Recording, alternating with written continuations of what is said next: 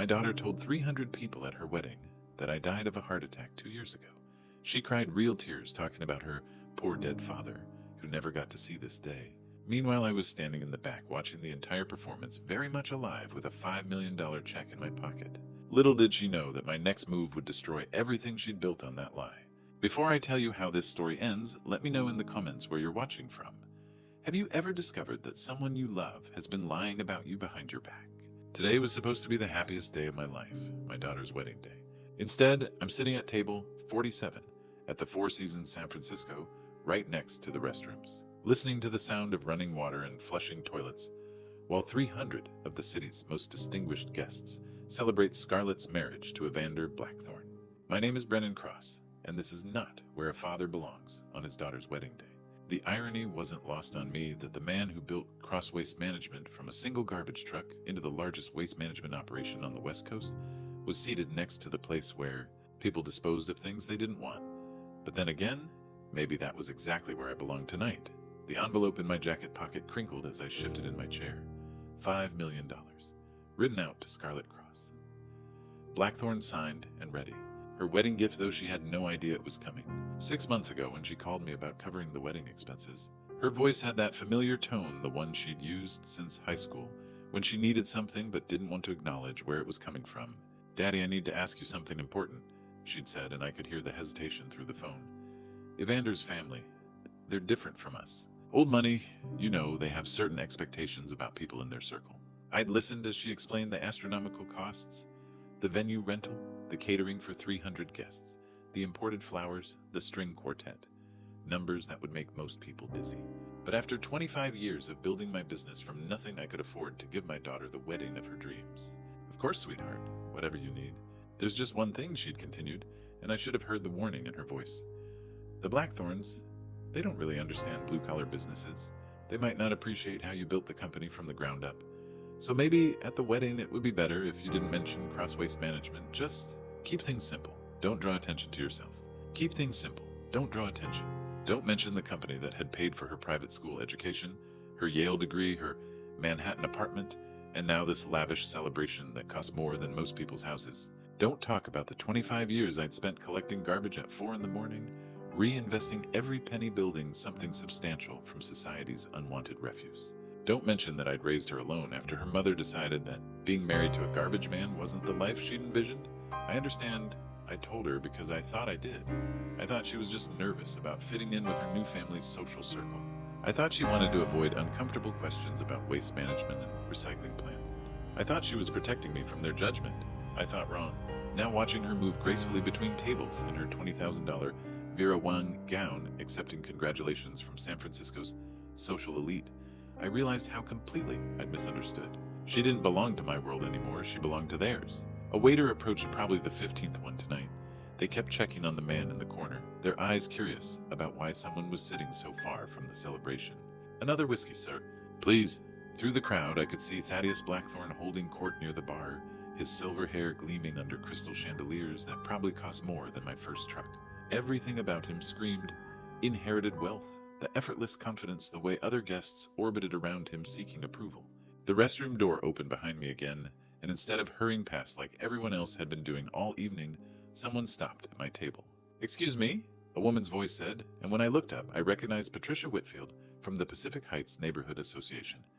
"Aren't you Brennan Cross?" "Yes, I am," I replied, standing to shake Patricia's hand. Her grip was firm, confident, the handshake of someone accustomed to charity board meetings and country club luncheons. "I thought so. I've seen your trucks around the neighborhood for years. Cross Waste Management, right?" Her smile was genuine warm. "What a lovely surprise to see you here." But then something shifted in her expression. A flicker of confusion crossed her face. "I have to say, though, I'm surprised to see you sitting so far from the family table. Shouldn't you be up front with the wedding party?" The question hit a nerve I didn't know was exposed. Scarlett thought it would be better this way, less complicated. Patricia's eyebrows lifted. "Complicated, but you're her father." She excused herself with a warm smile, but I caught the puzzled look she threw back at me as she walked away. 20 minutes later, Robert Fitzgerald approached.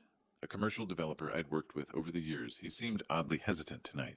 "Brennan, good to see you. Hell of a party." His usual confident handshake felt forced.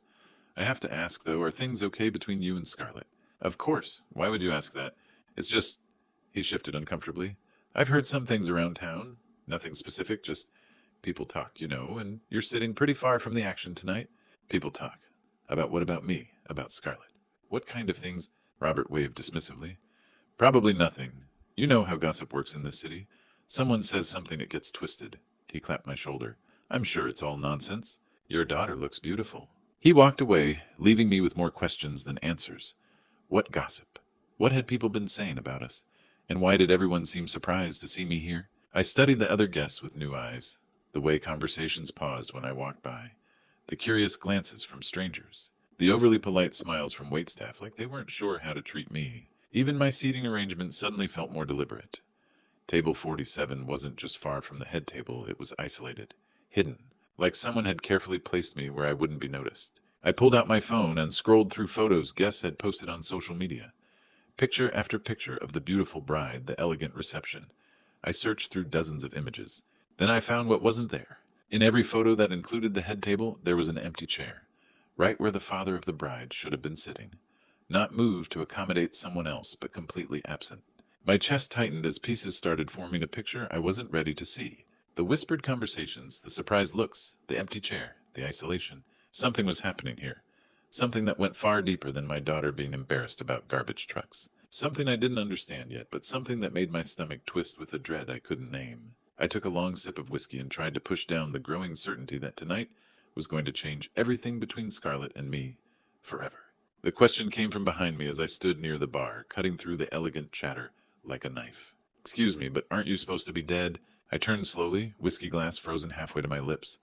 The woman speaking was elderly with perfectly styled silver hair and diamonds that caught the chandelier light. Her voice carried the authority of San Francisco's elite. I'm sorry, what? Brennan Cross, right? Scarlett's father. She studied me with sharp blue eyes. I'm Eleanor Hartwell. I serve on the Children's Hospital Board with dear Scarlett. My heart started racing. She's on the hospital board. Oh yes, one of our most compelling speakers. Her story is so moving, losing her father at such a young age, making her own way in the world. Eleanor's eyes narrowed, which is why I'm confused to see you here very much alive. The words hit like a physical blow. She told you I was dead.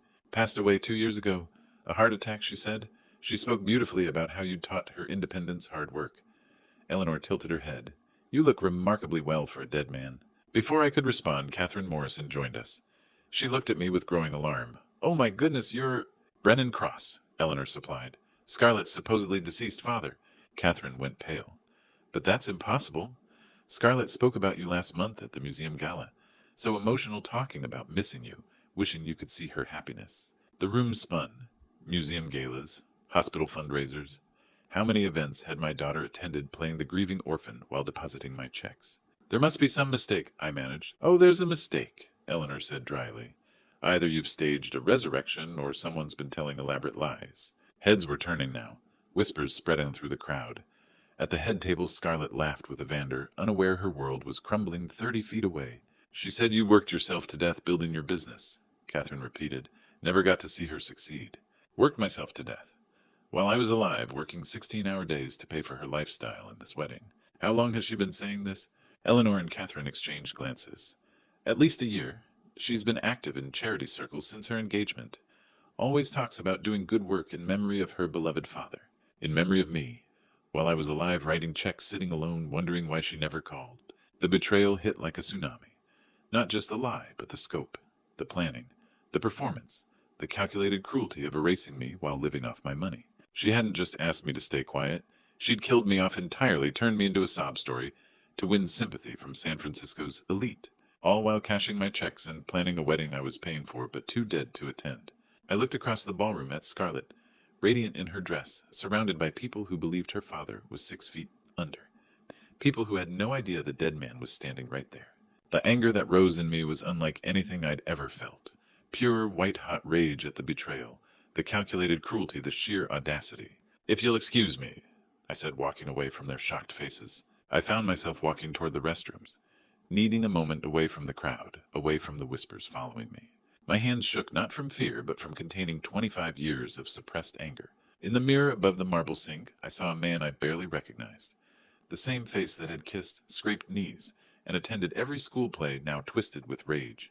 25 years. That's how long since Sarah walked out, leaving me with a 2-year-old daughter and a single garbage truck. I could still remember Scarlett's tiny hand waving from her car seat as I left for work at 4 a.m., her sleepy voice asking, "Daddy, come back." I always came back. Through every scraped knee, every nightmare, every parent-teacher conference where I showed up in work clothes because I couldn't miss a day. I came back when she had chicken pox and I sat by her bed for 3 days. I came back when kids teased her about her garbage man daddy in middle school. "They don't understand what we're building, sweetheart," I'd told her. "Someday they will." And we had built something. Route by route, contract by contract, Cross Waste Management grew from that single truck into an empire. Not just garbage collection, recycling facilities, commercial waste management, hazardous material disposal. By Scarlett's graduation, we handled waste for half of Northern California's commercial buildings. I'd done it all for her. Every 16-hour day, every missed dinner, every weekend in the office. I'd wanted to give her choices. I never had opportunities that didn't smell like refuse. And she'd been embarrassed by it, by me. The $5 million check crinkled in my pocket, her wedding gift money, representing years of reinvestment of building something she could be proud of. Instead, she'd erased me entirely. A young man in an expensive tuxedo entered, glancing at me nervously. Probably one of Evander's trust fund friends who'd never worked for anything. "Sir, are you okay?" "I'm fine, son, just remembering something." He nodded awkwardly and hurried away. I dried my hands and walked back toward the ballroom, my decision crystallizing. Scarlett wanted to play the tragic orphan live off her dead father's money, while erasing 25 years of sacrifice. She wanted sympathy for being abandoned when I'd never left her side. Time to learn that some ghosts don't stay buried. As I re-entered the reception, guests were moving toward seats, conversations quieting. At the head table, Evander adjusted his bow tie, while Thaddeus checked his watch, with practiced precision.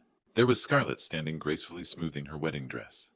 A waiter handed her a microphone, and she tested it with a soft tap that echoed through the sound system, the traditional bride's speech. When she would thank everyone, express gratitude for their support, and probably mention how much she wished her dear departed father could see this day. I positioned myself near the back, close enough to see her face clearly, far enough to remain invisible. My hand found the check in my pocket, thinking about how this evening could end. Scarlett raised the microphone to her lips, and 300 guests fell silent, waiting to hear from the beautiful bride, who had overcome such tragedy to find love. She had no idea her tragedy was standing 20 feet away, very much alive and finally ready to speak for himself. "Good evening, everyone." Scarlett's voice carried beautifully through the sound system. She looked radiant under the spotlights, every inch the perfect bride. "Thank you all for being here to celebrate this incredible day with Evander and me." Polite applause rippled through the crowd. I watched from the back, jaw clenched. "Before we continue, I want to acknowledge someone very special who can't be with us." Her voice caught, and she paused, looking down. When she raised her eyes, they glistened with tears. The crowd leaned forward, captivated. "Nearly 2 years ago, I lost my father." The words hit like physical blows. He was the strongest man I knew, someone who worked tirelessly to provide for our family. He taught me that true wealth isn't measured in dollars, but in love and integrity. 300 guests hung on every word. Tissues appeared, men cleared throats. Daddy always said hard work was its own reward, that building something meaningful took sacrifice. She wiped a tear with practiced grace. He worked himself to the bone, literally gave his life to ensure I had opportunities he never did. The irony was suffocating. She was describing me, the real me, while telling everyone I was dead. He never got to see me graduate from Yale, never got to meet Evander. She reached for her husband's hand. Never got to walk me down the aisle or give one of his terrible dad jokes. Guests chuckled through tears. My heart pounded. But I know he's here tonight, watching from heaven, probably telling me to stand straighter. She looked toward the ceiling. "I love you, Daddy. Thank you for everything you sacrificed. I promise to live in a way that would make you proud." Thunderous applause. People were openly crying, moved by this tribute to a father's love. Eleanor Hartwell dabbed her eyes. Even waitstaff had stopped to listen. I watched my daughter accept condolences, her performance flawless. The tilted head when people offered sympathy. The graceful way she accepted praise for being so strong, so brave. She turned my life into her tragedy, my love into her sob story, my sacrifices into credentials for sympathy. "Such a moving tribute," someone whispered behind me. "She's so strong, losing her father so young. He must have been incredible to raise such a wonderful daughter." The praise flowed while I stood there, the supposedly dead father, watching his daughter milk his fictional death for social currency. The worst part wasn't the lie, it was how good she was at it, how naturally the tears came, how perfectly she'd crafted herself as the sympathetic heroine. She raised the microphone again. "I know Daddy would want us to celebrate tonight, so please eat, drink, dance, and help Evander and me start this new chapter with joy and gratitude." More applause, more tears, more praise for the brave woman who'd overcome such loss. I couldn't take another second. My feet moved before my brain caught up, carrying me toward the stage where my daughter basked in sympathy for my death. The microphone feedback screeched through the ballroom as I stepped onto the stage. 300 conversations died instantly. Scarlett's face went white as she saw me approaching, her perfect composure cracking for the first time all evening. "Excuse me," I said, my voice carrying clearly through the sound system. "I believe there's been a mistake." The silence was absolute. You could have heard a pin drop in that massive ballroom. Every eye was on me, the man who wasn't supposed to exist. "My name is Brendan Cross." I continued looking out at the sea of shocked faces. "And I'm very much alive." Gasps rippled through the crowd. I saw Eleanor Hartwell sit up straighter, vindication written across her face. Catherine Morrison had gone pale. At the head table, Thaddeus Blackthorne looked like he'd been struck by lightning. "I know this is confusing," I said, my voice steady despite the adrenaline coursing through my veins. "You've just heard a beautiful tribute to Scarlett's deceased father. The problem is I'm standing right here." Scarlett grabbed for the microphone, but I held it out of reach. "Daddy, please don't." "Don't what, sweetheart?" "Don't exist. Don't embarrass you. Don't tell 300 people that the dead father they're mourning is actually the man who paid for this entire reception." The crowd erupted in whispers. Phones came out, cameras started recording. This was about to become the most documented family drama in San Francisco's social history. For nearly 2 years, my daughter has been telling people I died of a heart attack. She's spoken at charity events, fundraising galas, museum openings, always the brave orphan who lost her father too young. I looked directly at Scarlett, who was now crying, real tears. What she didn't mention was that her dead father was paying her rent, covering her credit cards, and funding her lifestyle in Manhattan. Evander stood up from the head table, his face a mask of confusion and growing anger. "What the hell is going on here?" "What's going on, son, is that your wife has been lying to you. To all of you." I gestured to the crowd. "I built Cross Waste Management from a single garbage truck into the largest waste management company on the West Coast. 25 years of 16-hour days of missing dinners and working weekends, all so my daughter could have the opportunities I never did." The ballroom was buzzing now. Guests were turning to each other, trying to process what they were hearing. Some were already heading for the exits, clearly uncomfortable with the public family meltdown. I paid for her private school education. I paid for Yale. I paid for her apartment. And yes, I paid for this wedding, every flower, every piece of crystal, every bite of food you've eaten tonight. My voice grew stronger with each revelation, all while she told you I was dead. Thaddeus Blackthorne finally found his voice. "This is preposterous. Security should remove this man immediately." "Security?" I laughed, and it came out bitter. "Sir, I'm the one who signed the contracts. I'm the one who wrote the checks. This is my party paid for with my money, celebrating my daughter's marriage to your son, while she pretends I don't exist." I reached into my jacket pocket and pulled out the envelope I'd been carrying all evening. "In fact, I brought a wedding gift tonight, something special for my daughter and her new husband." The crowd leaned forward, morbidly fascinated now, or even those who'd been heading for the doors stopped to watch. I opened the envelope and pulled out the check, holding it up so the cameras could see it clearly. $5 million, made out to Scarlett Cross Blackthorne.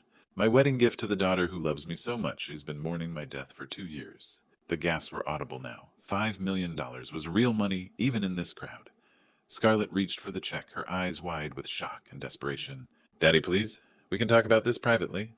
You don't understand. I understand perfectly," I said, holding the check just out of her reach. "I understand that you were ashamed of me, ashamed of how I made my money, ashamed of the man who sacrificed everything so you could stand here in a $20,000 dress, surrounded by people who think garbage is something that magically disappears." The silence stretched out heavy and suffocating. 300 of San Francisco's elites stared at the check in my hand, at my daughter's tear-streaked face, at the train wreck of a family drama, playing out on their carefully orchestrated stage. "Well, sweetheart," I said, looking into Scarlett's eyes one last time, "dead men don't give wedding gifts." I held the check high above my head, making sure every camera in the room could see it clearly. This I said into the microphone, my voice carrying to every corner of the ballroom, "is a $5 million wedding gift, made out to my supposedly grieving daughter who's been mourning my death for nearly 2 years. The crowd leaned forward, mesmerized by the sight of more money than most of them would see in a lifetime. "But you know what?" I looked directly at Scarlett, whose face had gone from white to green. "Dead men don't write checks." The sound of tearing paper echoed through the silent ballroom like a gunshot. I ripped the check in half, then in half again, letting the pieces flutter to the stage floor like confetti. 300 guests watched in stunned silence as their jaws dropped. "There's your wedding gift, sweetheart," I said. $5 million in pieces, just like our relationship." Scarlett lunged forward, dropping to her knees to gather the fragments. No, Daddy, you can't. Please, we can fix this." But I wasn't finished. 25 years of suppressed words were burning in my chest. Ladies and gentlemen, you've witnessed something remarkable. A young woman so ashamed of her father's honest work that she'd rather pretend he was dead than admit he collected garbage. I looked out at the crowd, many recording on their phones, but let me tell you what real shame looks like. The ballroom was dead silent. Real shame is taking money from someone while erasing their existence. Real shame is building your social status on lies about the person who sacrificed everything for you. Real shame is standing in a dress that costs more than most people's cars funded by the man you're too embarrassed to acknowledge. Evander stood up, face red with anger. You're insane. You can't just destroy. I can destroy anything I paid for. I cut him off. And son, I paid for everything. The flowers, the food, the venue, all courtesy of the dead garbage man. Thaddeus was on his feet pointing at me. This is extortion. I'll have you arrested. I laughed into the microphone. Arrested for what? Telling the truth. For refusing to stay dead when it's convenient for your family's image. Guests were heading for exits, others glued to their seats, documenting San Francisco's most talked about social disaster. You want to know what I learned tonight? I looked directly at Scarlett, still collecting check fragments. I learned that love without respect is worthless. I learned that you can give someone everything and still mean nothing to them. Security guards moved toward the stage, but I held up my hand. Don't worry, gentlemen, I'm leaving. But first, some free advice. I turned to the microphone one last time. When someone shows you who they really are, believe them. My daughter showed me she values appearances more than family status, more than integrity, lies more than love. I set the microphone down and looked at Scarlett one final time. Real tears, now not the practice performance from her speech. Goodbye, sweetheart. Enjoy explaining this to your new family. Evander stood frozen at the head table watching his new wife crawl around the stage floor in her wedding dress. His face cycled through emotions, shock, embarrassment, rage, and finally something that looked like disgust. You told me your father was dead, he said, his voice cutting through the ballroom noise like a blade. You cried about it. You made me feel sorry for you. Scarlett looked up from the check fragments, desperation in her eyes. Evander, please, I can explain. Explain what that you've been lying since we met, that every tear about your poor dead father was an act. His voice grew louder. That I married a fraud. Thaddeus was already in damage control mode, barking orders at security while trying to calm onlookers. Even his practiced composure was cracking. This is a disaster, he hissed at his son. Do you know what this will do to our reputation? The social register, the business connections. I don't care about your reputation, Evander snapped. My wife just got exposed as a pathological liar. The guests were fleeing now, some rushing to exits, others clustering to whisper and point. Phones captured every moment of the Blackthorne family's public humiliation. From my position near the ballroom entrance, I watched Eleanor Hartwell approach with vindication in her eyes. Quite a performance, Mr. Cross, though your daughter's has been running much longer. 25 years, I replied quietly. Evander turned his back on Scarlett, entirely walking toward his father with rigid steps. We need to discuss annulment proceedings. Immediately. The word hit Scarlett like a physical blow. She stopped gathering pieces and looked up with pure terror. Evander. No, please. We can work through this. I was just trying to fit in. By killing off your father. By lying about everything. He didn't look at her. I married someone who doesn't exist, Scarlett. The woman I loved was a character you created. The wedding planner appeared beside me, clipboard clutched to her chest. Mr. Cross. What about the reception? The dinner service, the band? Cancel everything, I said simply. Send everyone home.